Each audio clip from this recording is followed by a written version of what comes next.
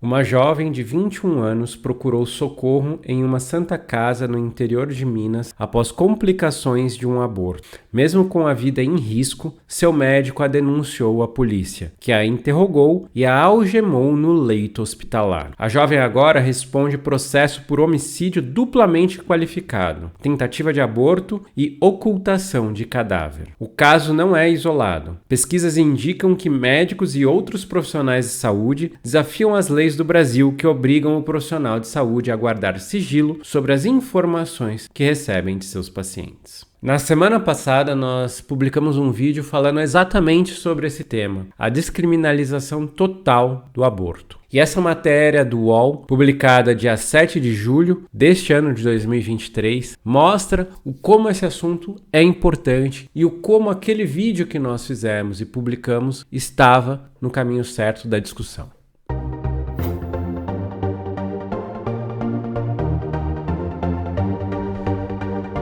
Meu nome é Ronaldo Coelho, sou psicólogo, sou psicanalista, analista institucional e também sou professor de psicanálise e análise do discurso. Hoje, este vídeo tem por objetivo uma continuação da discussão que nós iniciamos na semana passada. Lá, eu abordei o como essa disputa pelas narrativas ela é importante, ela é relevante e como essa temática do aborto deve ser tomada pela descriminalização do aborto. E lá eu mostrei que em todo momento a gente não está falando da questão do feto, da vida do feto. Nós estamos falando de uma questão social que abarca os corpos das mulheres, que abarca os efeitos psíquicos que isso produz, os efeitos sociais na vida dessas meninas, em sua maioria pobres, pretas, de baixa escolaridade e que moram na periferia. Isso é que aponta um estudo realizado pela Universidade Federal do Paraná sobre a violação do sigilo médico e criminalização, no qual foram analisados processos de 43 mulheres por abortos naquele estado entre 2017 e 2019. Isso tudo está no mesmo artigo do UOL que está linkado aqui abaixo para você conferir na íntegra. 44% das mulheres citadas foram reportadas a polícias por profissionais de saúde. 65% tiveram seu prontuário médico compartilhado com a polícia sem o consentimento. 58% dos casos em que a mulher foi denunciada à justiça, os profissionais de saúde foram arrolados como testemunhas de acusação. 84% das mulheres citadas foram atendidas pelo SUS. O estudo conclui: o perfil da mulher se repetia: pobre, pouco instruída, moradora de periferia. Este não é necessariamente o perfil das mulheres que fazem aborto, mas o das mulheres presas por terem feito o aborto. É sobre isso que se trata. No nosso país, as mulheres que são brancas, com alta escolaridade, com poder aquisitivo, fazem o aborto com toda a segurança e sigilo. As mulheres pobres se submetem a procedimentos que são muito pouco seguros, que colocam sua vida em risco, precisam do Sistema Único de Saúde e muitas vezes são presas lá onde elas deveriam ter a assistência à sua saúde, para que sua vida não seja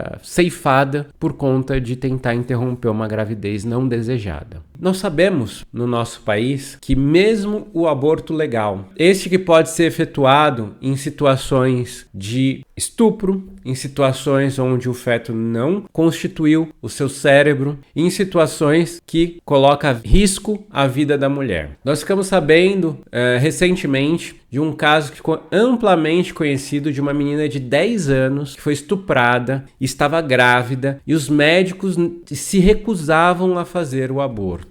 Ah, mas como assim? Será que ela foi estuprada? Será que não foi? Gente, vamos começar desde o começo, tá? O estupro significa toda e qualquer relação sexual não permitida, não consentida pela mulher, certo? Ou pelo homem também, mas nesse caso aqui era uma mulher. Como que a gente vai poder falar que uma criança de 10 anos, de 9 anos, pode consentir um ato sexual com um adulto? Isso está fora de cogitação. Ela não tem capacidade de consentir ou não um ato sexual. Então, toda e qualquer relação com uma criança de 9 anos, de 10 anos de idade, é em si o estupro. Então, o fato mesmo dela estar grávida já ratifica que ela foi estuprada. Então, automaticamente, ela já teria o direito ao aborto legal em toda e qualquer condição, com todas as melhores condições para fazer esse aborto. E o que acontece é que a equipe, pessoas lá, pró-vida, enfim, estavam tentando, a juíza na época estava tentando convencê-la a ter o bebê e fazer uma doação desse bebê. Quanto tempo que você aceitaria ficar com o bebê na sua barriga, pra gente acabar de formar ele, dar uns medicamentos pro pulmãozinho dele ficar maduro, pra gente poder fazer essa retirada antecipada do bebê para outra pessoa cuidar, se você não quiser? O que é absurdo, o que gera efeitos psíquicos muito graves para uma criança que precisa estar numa situação onde ela é obrigada a decidir por matar o bebê. Porque era assim que esse discurso circulava. Ela não teria que ser colocada nessa situação. Aquela vida daquela criança de 10 anos não tinha que ser colocada nessa situação. O que foi feito com ela foi violência atrás de violência, violência em cima de violência. Tudo pelo motivo de que essa discussão sobre o aborto no nosso país está completamente pervertida por quem quer que essa população mais pobre fique numa situação onde ela não vive, ela só sobrevive. Vamos aos dados novamente. O que aconteceu com essa moça em Minas Gerais? A paciente foi encaminhada à Santa Casa de Araguari, a 574 quilômetros de Belo Horizonte, depois de ter procurado um pronto-socorro na pequena cidade em que mora. O caso foi em outubro de 2020 e a jovem estava com dor abdominal, sangramento e expelindo coágulos. Na UTI da Santa Casa, ela foi atendida pelo médico Roberto Laurentes de Souza. O ginecologista suspeitou de aborto e chamou a polícia militar. No boletim de ocorrência, 3 PMs afirmaram que foram acionados pelo ginecologista. Um deles disse que o médico, ao fazer os exames clínicos, percebeu que a paciente havia passado por um aborto. Diante dos fatos, fomos autorizados pelo médico a falar com a autora. Complementa o outro. Diante da pressão do interrogatório, a paciente confessou o aborto, recebeu voz de prisão e imediatamente teve as mãos e pés algemados na maca. Escoltada por 2 policiais, ela ficou 3 dias algemadas, 2 na UTI e outro no quarto. O pedido de prisão preventiva após a alta foi negado pelo juiz, que é o único que tem sanidade mental nessa história, né? Quem era essa jovem, então? A jovem citada no início da reportagem veio de uma situação de vulnerabilidade social. Criada pela mãe, trabalha desde os 14 anos em uma cidade pequena. Só conseguiu se defender porque a Rede Liberdade, formada por advogados, representantes de entidades da sociedade civil para atuação jurídica em caso de violação de direitos individuais, acionou o escritório de advocacia Toron Advogados, que tem o projeto A Lesafir para atender clientes em vulnerabilidade social e que é coordenado pelo advogado Ingrid Ortega. Veja, gente, essa moça, ela teve condições de ter advogados, de ter uma equipe qualificada para defendê-la. Quantas outras não tem? Entende a gravidade da situação? Quando a gente está falando de aborto, a gente não está falando se você é a favor ou é contra o aborto. Eu, Ronaldo, por exemplo, posso ser completamente contra o aborto. E eu sou contrário, por exemplo, se vocês me acompanham aqui nas redes sociais, vocês sabem que eu tô namorando. Vocês devem saber, se não sabem, vão saber agora, eu quero ser pai. Se minha namorada engravidar, eu sou completamente contrário que ela aborte. Contrário, completamente contrário. Mas o Ronaldo quer ser pai. O Ronaldo tá aqui na posição de que ele não vai abortar o próprio filho. Então, não existe essa discussão pautada por uma outra situação em que eu não conheço qual é a situação da outra pessoa. Eu não sei como que é a vida dela. E não cabe a mim decidir sobre a vida dessa outra pessoa dessa forma. Cabe a nós decidirmos sobre se essa pessoa que decide sobre o aborto, ela deve ser tratada dessa forma como foi descrita aqui. Essa é a questão. Outra situação muito chave para a gente pensar.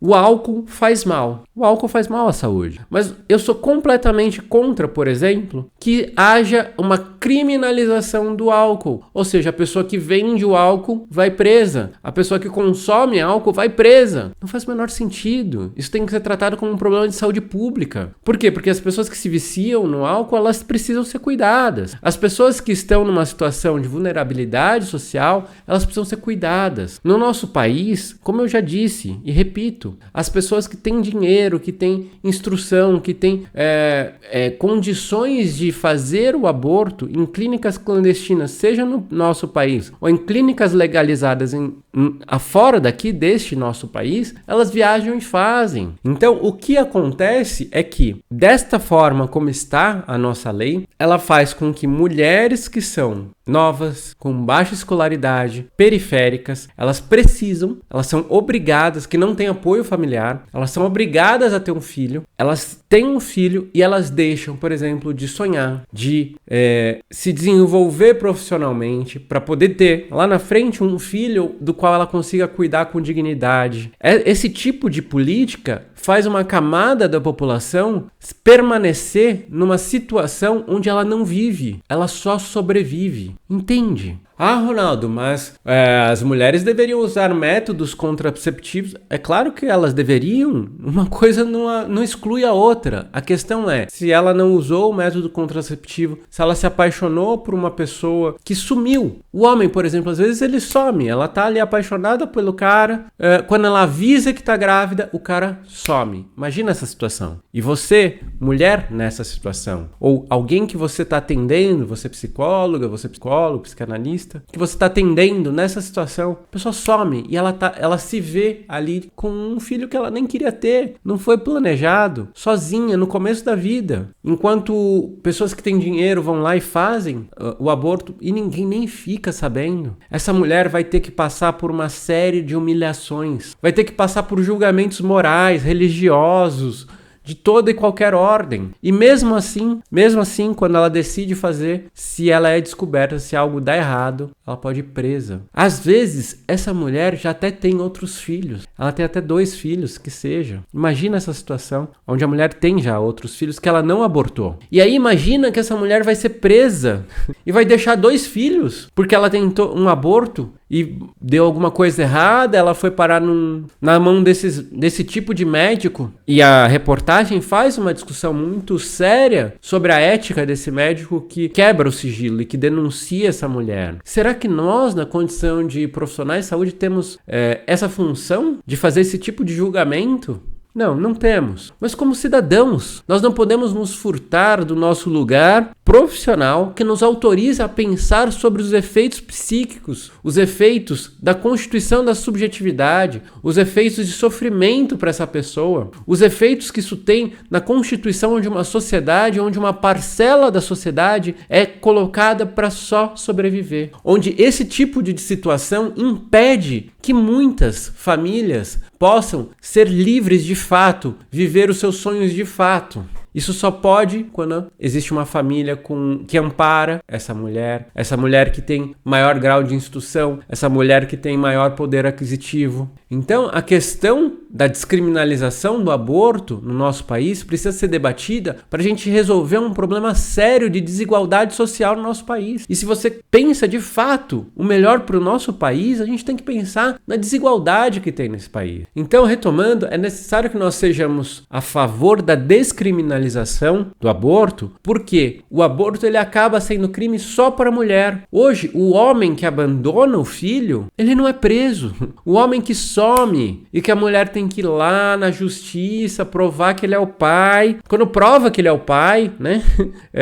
Ele tem que pagar uma pensão mísera para aquela criança. Ele não arca com a dificuldade cotidiana da criação de uma criança, paga uma pensão mequetrefe, reclama ainda de ter que pagar, né? Quando descobre que o pai é ele mesmo, que às vezes tem que fazer DNA, inclusive, essa pessoa não vai presa, por exemplo, porque sumiu. Ela não vai presa, né? Ou seja, não é crime o aborto pelo pai, né? Porque por ele a criança poderia ter morrido. Dane-se a criança, que morra. É isso que o pai faz. Quando o pai deixa de pagar pensão, é isso que o pai tá fazendo. Ah, mas Ronaldo, aí quando ele deixa de pagar pensão, ele vai preso. É o mínimo, né? É o mínimo que tenha que ser preso, né? Porque essa criança, ela já existe. Se ele não tá dando de comer para essa criança, é equivalente a essa mãe pegar o dinheiro e não dar de comer para a criança. Imagina agora. Vamos inverter. A mãe que tá lá com a criança pega o dinheiro dela, qualquer que seja, ela tá fazendo um bico, é pouco, né? Ela pega e ela come e não dá para a criança de comer. E a criança morre.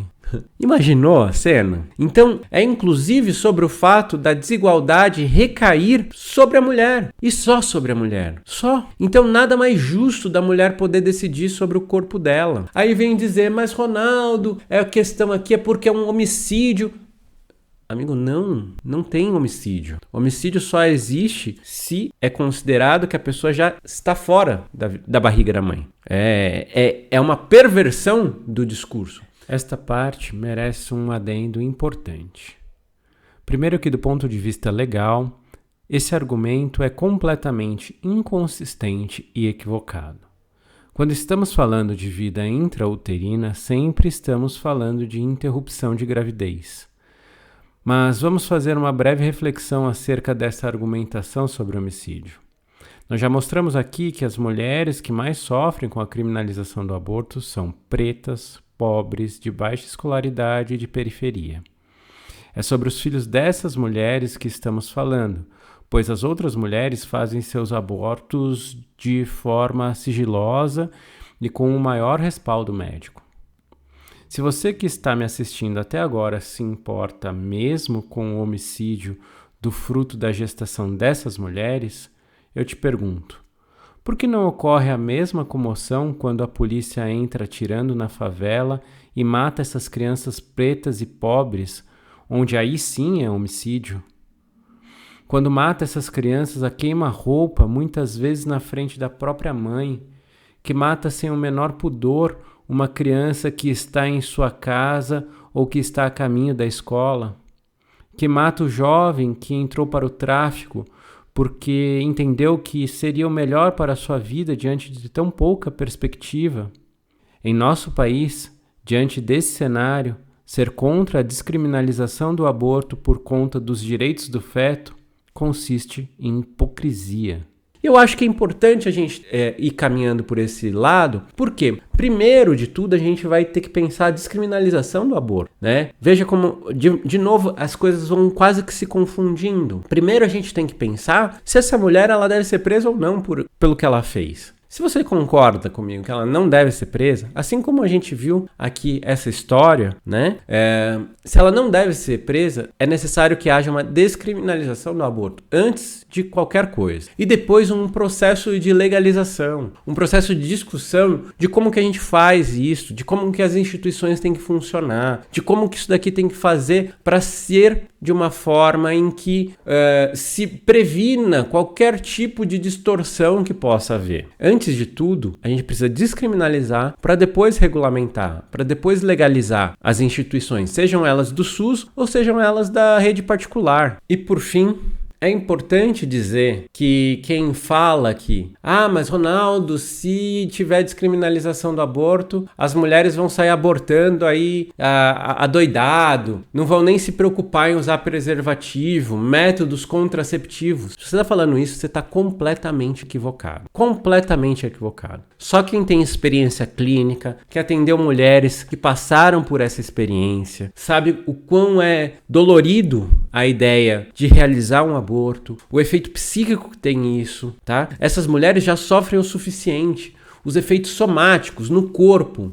A mulher ela passa por um processo muito doloroso, corporalmente falando, além de psiquicamente falando. Ela não precisa de algo que você imagina que ela precisa, de punição pelo que ela fez, porque tudo o que ela já faz já é tão doloroso que você não tem ideia do que significa ter essa atitude, ter essa escolha. É uma escolha muito dolorosa para a mulher que faz. E é a mulher que faz ter que passar ainda por uma nova violência, por uma nova inquisição seja dos profissionais de saúde, da justiça, da polícia, dos familiares, muitas delas são denunciadas por familiares, muitas são denunciadas pelos profissionais de saúde, o que é um absurdo. O que é um absurdo, essas mulheres vão presas como se elas de fato representassem um perigo para a sociedade. Quem faz esse tipo de denúncia, primeiro que nem sabe por que as prisões servem. A gente precisa inclusive fazer esse tipo de discussão. De fato, se a gente for entrar mais a fundo, a gente vai ver que as prisões nem cumprem com o papel que elas foram imaginadas, pensadas lá atrás, pelos filósofos iluministas lá até antes, mas que tinha o objetivo de dar controle, ordem social. Ou seja, as pessoas que fazem mal para a sociedade, aquelas que representam um risco para a sociedade, deveriam estar encarceradas como uma forma de garantir proteção para a sociedade. Como eu disse, essa discussão vai longe, a gente até pode ver se é isso mesmo o efeito das prisões hoje. Temos aí Michel Foucault para nos ajudar a pensar, mas esse tipo de pessoa, ela não está ali oferecendo nenhum risco à sociedade. É um absurdo pensar isso como um crime, pensar isso como um homicídio. É um absurdo, é um absurdo. Então, a problematização do aborto, ele deve começar pela discussão da descriminalização, assim como nós propomos aqui. E esse vídeo vem em resposta ali a algumas discussões que surgiram nos comentários do vídeo anterior. Vem aqui para a gente continuar essa conversa, para a gente levar essa conversa mais aprofundadamente, tá? Porque a gente não pode parar de aprofundar essa discussão e deixar ela na superfície do moralismo, do achismo, de coisas tão relevantes na nossa sociedade. Quando a gente pensa essa questão, a gente não tem que pensar num umbigo nosso, dentro da nossa casa. A gente tem que pensar em todo esse contexto social, do que está acontecendo, de quais são os efeitos. A gente tem que se pautar em estudos para a gente poder formar a nossa posição, ok? Então, fico por aqui. Compartilhe esse vídeo com quem você acha que pode ser importante levar essa discussão. Vamos elevar o nível do debate, porque é muito fundamental. E comenta aqui embaixo para a gente continuar essa conversa aqui nos comentários, tá bom? Um grande abraço, vejo você no próximo vídeo.